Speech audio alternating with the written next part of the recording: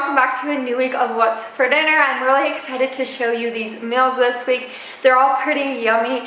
Anyways, I hope you guys are all doing well and staying safe and healthy. I don't know where you live, but here in Utah, it has been like so hot recently, so we've been trying to stay indoors and, you know, keep cool in the crazy summer heat, but it is almost fall and I love fall. But I hope you guys all enjoyed this week of meals, and if you are new here, I'd love to have you over at my channel, so go ahead and subscribe down below the video. But let's get on to this What's for Dinner. To get us started off this week, I just made some chicken stuffing bake. I've made this previously on my channel, but my friend Kayla, her channel is The Unmodern Millennial, she actually gave me the inspiration to do this, so thank you. I do have her channel linked below. But anyways, to get started, I am just putting 1 can of cream of mushroom soup into this bowl. You could also use cream of chicken soup, but I just prefer cream of mushroom.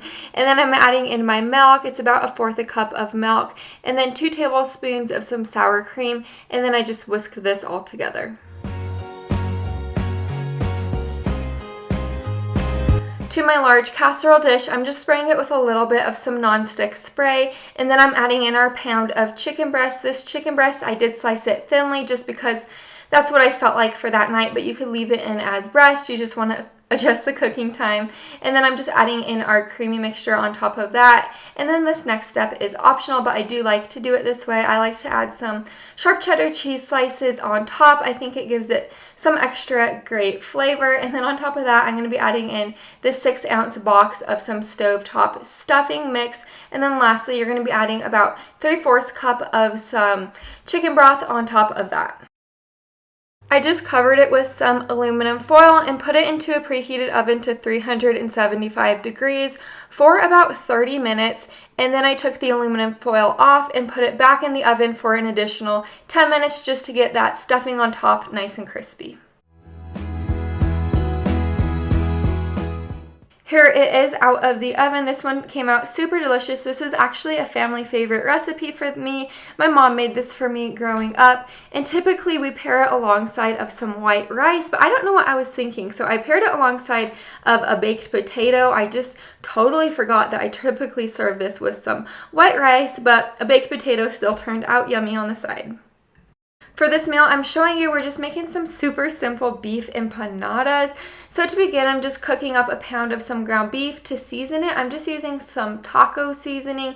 This original recipe calls for a bell pepper and a white onion in there to cook with it, but my store actually doesn't have any onion right now because there's a recall, so let me know if you don't have any onion in your stores. But anyways, like I said before, I just seasoned it with some taco seasoning once it was browned.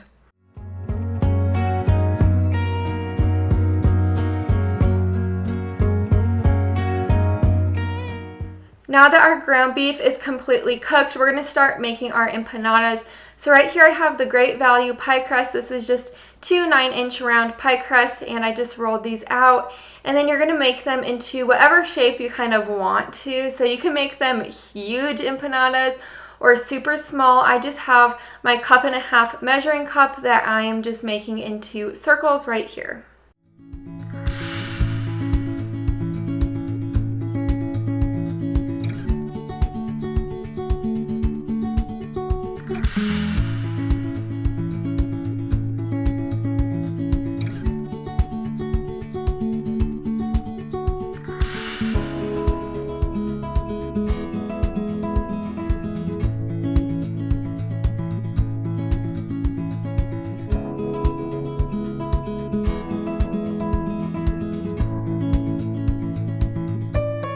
Now I'm going to start filling our empanadas, so I just gave them a little scoop of that ground beef mixture and then some cheese. I just used some sharp cheddar cheese, but Colby Jack would also be yummy. And then I'm just pressing down the edges with a fork just to make sure none of, the filling comes out. And then you're going to brush an egg wash on top. It's just 1 egg scrambled, and you're just going to brush it on and then stick it into your oven.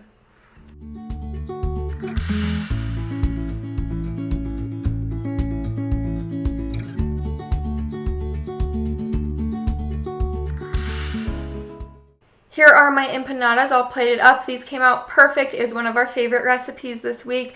But the only thing I would do differently next time is I'd roll out the pie crust before putting the filling in, just so it's a little bit thinner.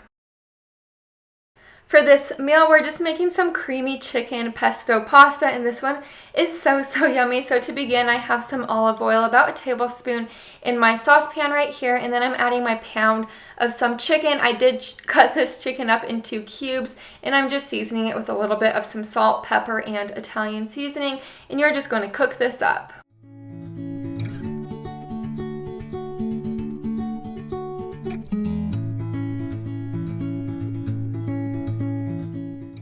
Now that my chicken is completely cooked, I just put it on this separate plate and set it aside while I begin to work on my sauce. To my saucepan, I just added 2 tablespoons of butter and I let that melt down. And then I'm adding about 2.5 tablespoons of some flour, and I just whisk this all together. You want to be careful because flour does burn quickly once it is in the pan. Next, once that flour and the butter is incorporated and it begins to brown, I added in my 2 cloves of garlic, followed by my chicken broth, which was just 1 cup, and then my 1 cup of milk, and I just whisk this all together. I just let it simmer and start to get thicken up. Once it was a little bit thicker, I added in my mozzarella cheese, which was just 3/4 cup, and then my 1/2 cup of grated parmesan, and then my 1/2 cup of some fresh basil pesto, or you could add more if you like more pesto. And then I just whisked this all together along with the chicken, and then your sauce is pretty much complete once everything is melted.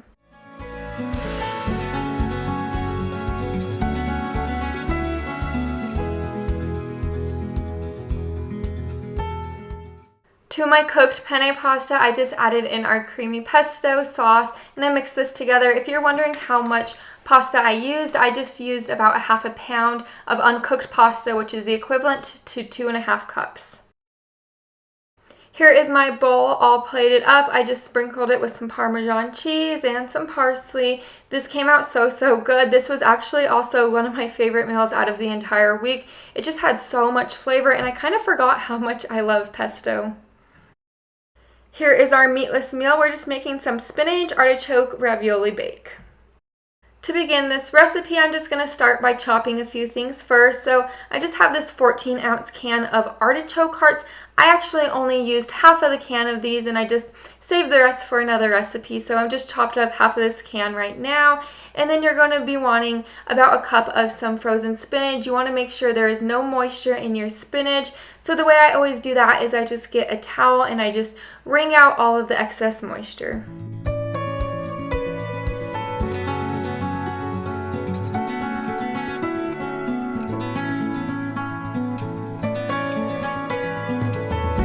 Now we're going to begin on the sauce. So I have about 1.5 tablespoons of butter that I melted down in my saucepan, and I'm just sprinkling some garlic powder in there. This recipe calls for 1 clove of some minced garlic, but I ran out of garlic that week, so I did not have any garlic to use on that day. And then I added my 1.5 tablespoons of flour in there, and I just whisk that together. You don't want it to get too brown once again. And now I'm just going to be slowly adding in my cup of milk. You want to do this slow, just, so you don't have any clumps in there.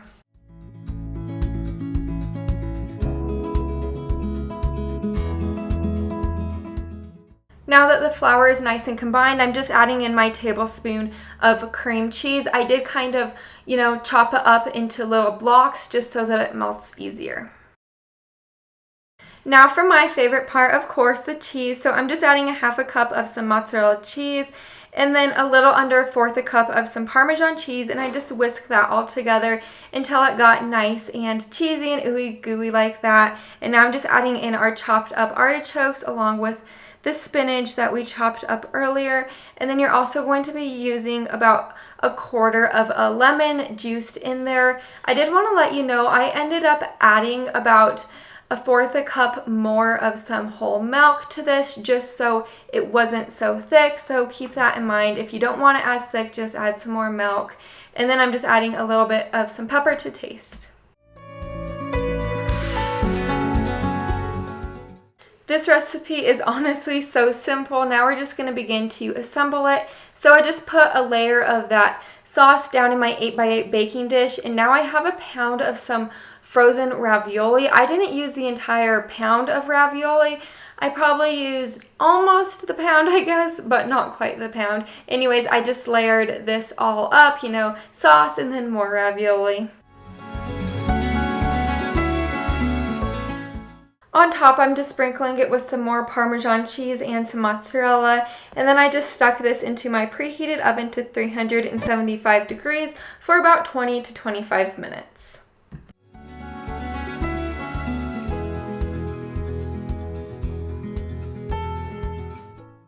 Here is my plate all plated up. This came out super yummy. I just paired it alongside of some broccoli, and this was a super yummy meal to make. Brinley, my little daughter, she even enjoyed this one.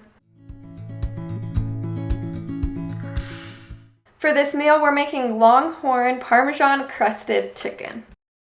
To get this recipe started, we're actually going to begin with the marinade first. If you don't want to make this entire marinade, you could just use the shortcut, which is just some Italian salad dressing, and this will still be good if you just marinate, you know, the chicken in the salad dressing. But for this marinade, all it is a tablespoon of minced garlic, 3 tablespoons of Worcestershire sauce, a half a teaspoon of pepper, 1 teaspoon of distilled vinegar, 1 teaspoon of lemon juice, a half a cup of olive oil, and then a half a cup of some ranch. I just used this buttermilk ranch, and then you're going to whisk it all together.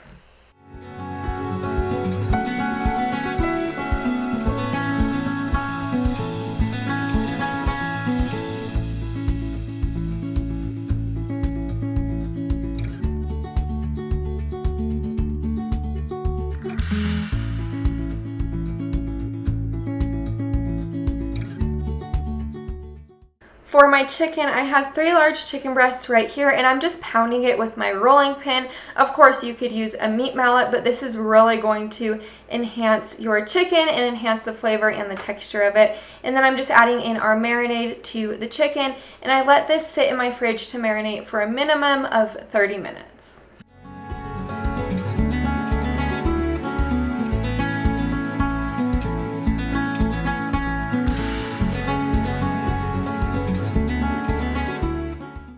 Now that my chicken is through marinating, I poured in 2 tablespoons of vegetable oil to my cast iron skillet. I let that get really hot, and then I placed the chicken in there. You don't have to use a cast iron skillet. If you don't have one, you could just use your regular old frying pan. But anyways, I let this cook completely through. Now that my chicken's on the frying pan cooking, we're going to begin on our Parmesan cheesy crust mixture. So to begin, I am just going to be chopping up 3/4 cup of some provolone cheese into smaller bits.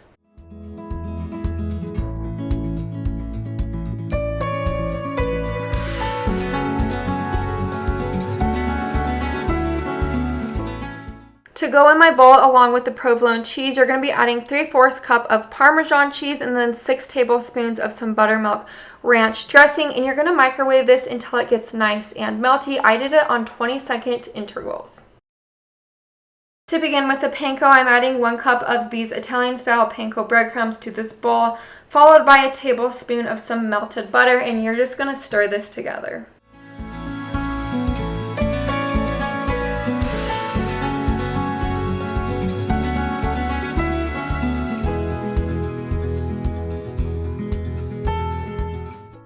Now that my chicken is completely cooked, I'm going to be adding our cheesy mixture that we just made up on top. It was a little bit hard to spread this cheese mixture on just because it was a mixture of provolone cheese, but you're just going to have to, you know, try to spread it out as even as possible. And then on top of that, you're going to be sprinkling on your breadcrumbs, and then you're going to be sticking this into a preheated oven to 450 degrees just until that cheese starts to melt.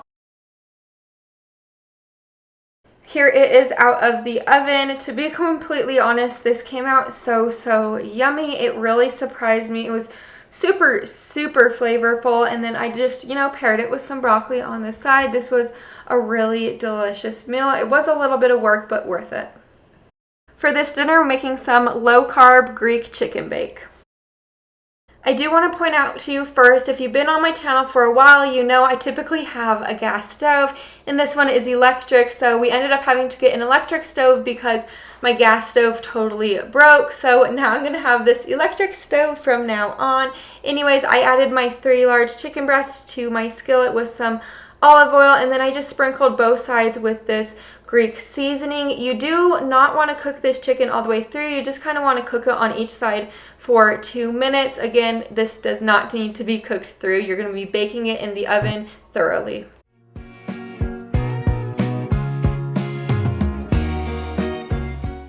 This might not be the prettiest sight in the world, but we're going to be chopping up our chicken right now. You're going to be wanting to cut it into smaller pieces just so it becomes more flavorful in the oven.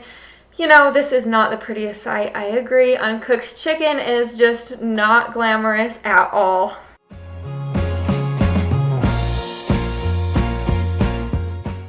To my 9x13 baking dish, I'm just adding that chicken in there and then setting it aside.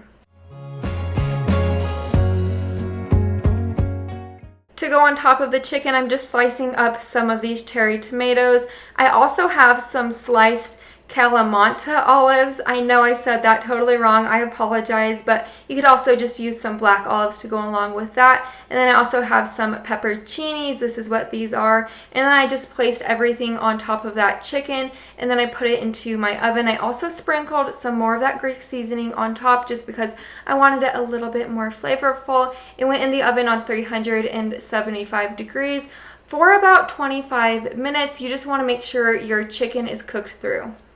I do want to mention one other thing. You don't have to cook the chicken on the frying pan beforehand. That is definitely optional. So if you don't have time, go ahead and opt out of that part. You could just, throw all these veggies on top and stick it in the oven. To go along with the chicken, I'm just making this couscous. It is so good. I really do recommend this brand of couscous if you want to make yourself some couscous. It's so simple. It only cooks in this little saucepan for about 5 minutes.